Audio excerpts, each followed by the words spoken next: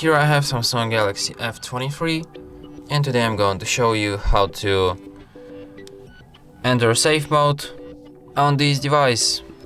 So firstly you have to hold down power key, and after the turn off menu appears you have to hold down your finger on power off, and after that it proposes you to enter safe mode. Just tap on this button once, and after that your device will be restarted in a safe mode.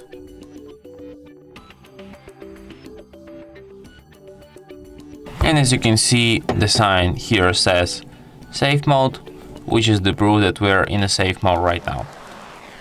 So if you want to quit safe mode, just restart your device and it will be restarted in a normal mode.